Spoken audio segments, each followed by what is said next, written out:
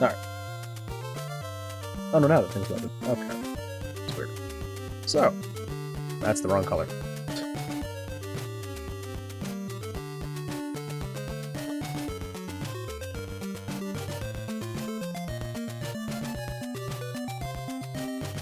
Is that even on screen? It is. Castlevania II. Simon's Quest. The world? Pretty good. It's got some dickish things. It's got some neat secrets hidden in it. A lot of things aren't really that useful.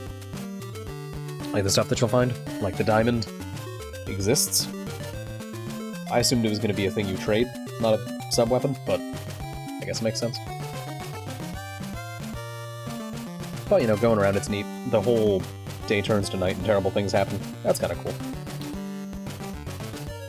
So, you know, the world is solid enough. And it is a NES game, so, you know, there's only so much they can do at the time. Story. I kind of like the story. It's neat that after the first game, Konami was just like, yeah, let's make it depressing. Simon's fucking dying.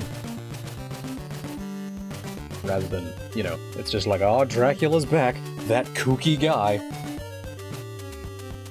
It actually did have, like, some gravity to it. You know, if you play the game perfectly, you're at least supposed to get the ending in which everything's okay. But for most players, you're either going to die having vanquished Dracula, or you're going to die later on because of the curse. And so, you know, it's neat that the game has sort of that heaviness to it. It's quite neat, I like it. Characters,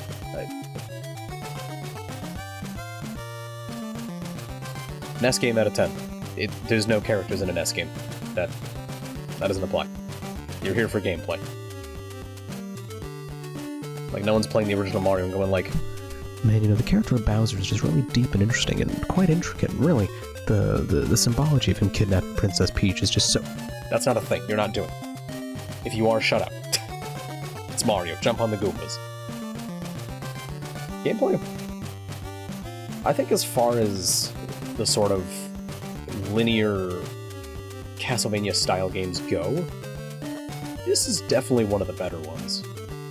It's just, you have the leveling up, you have the hearts, you have buying things, you have holy water breaking open locks, you have the various bits of Dracula that do things. You know, the whip power-ups feel good, feel powerful. It's fantastic. So I think it does a lot of things right in the gameplay department. It's because things feel important. They feel like they matter. And that's really nice. And also just like, you know, the bridges where the fish spawn, you can pop them out of the air, you can get them as you jump onto the platform with them. There's a lot of really tight gameplay here. I quite appreciate that. The music, 10 out of fucking 10. That fucking Castlevania song in this game, absolute banger. This music is too good for a NES game. I don't know how they did it. It's fantastic. Oh, absolutely. I wish I could. In the future, if a game's music is perfect, I'll just call it a Castlevania 2 out of 10. Music is an absolute Simon's Quest. Lengthwise, I mean, it's... at least, in terms of me abusing save states in Castlevania 1, just to not have to deal with bullshit, this game was like 2.5 to 3 times as long, which I'd say for a NES game is fairly good. And if it's like you're, you know, if you got this game for Christmas 1980, whatever the fuck. When did this come out? Let's see. 1987. Oh no, 1988 for North America. Yeah, you're a kid in like fucking 1988.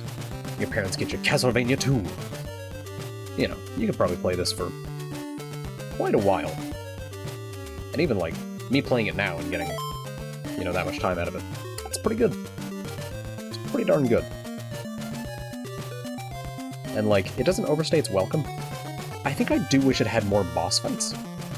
Because that is, I think, the one thing that's kind of been missing.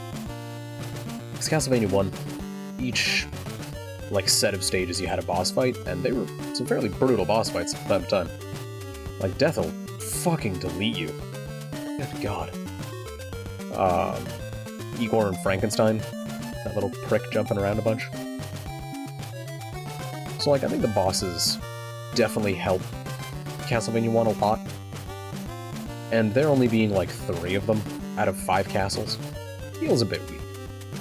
So I think, like, tossing a boss in, for not necessarily every castle, but, like,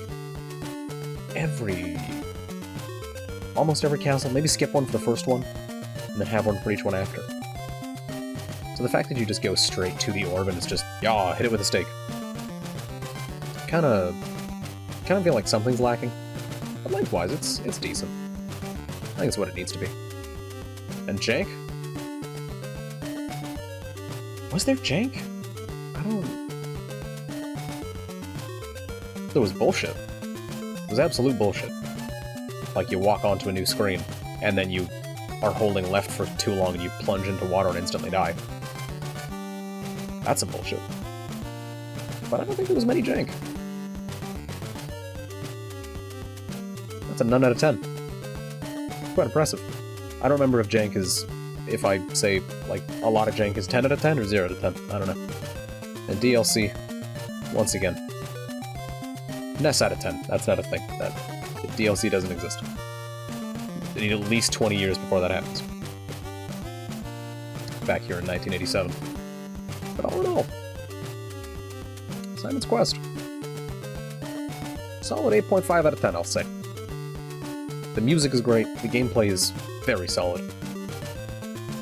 Could do with some bosses. Could maybe be a bit longer.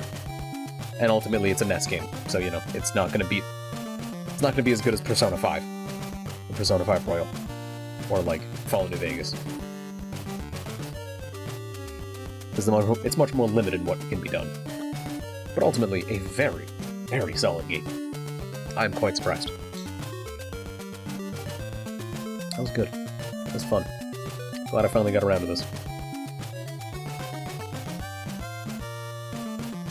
Surprised the Steam like collection this is in doesn't have. Does it have it? Wait, what the fuck? Complete Castlevania II Belmont's Revenge. What the fuck? What is that?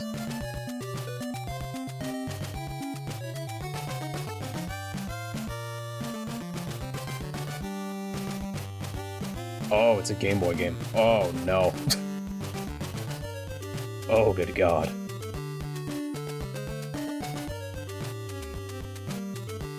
Yeah, no. Anyways, I should probably head to bed. I need to be up in about 7 hours. So, thank you to everyone who stopped by. Have a good one. I will see you next time. Hopefully for more Castlevania. Or something else. I don't know. Either way. Bye-bye.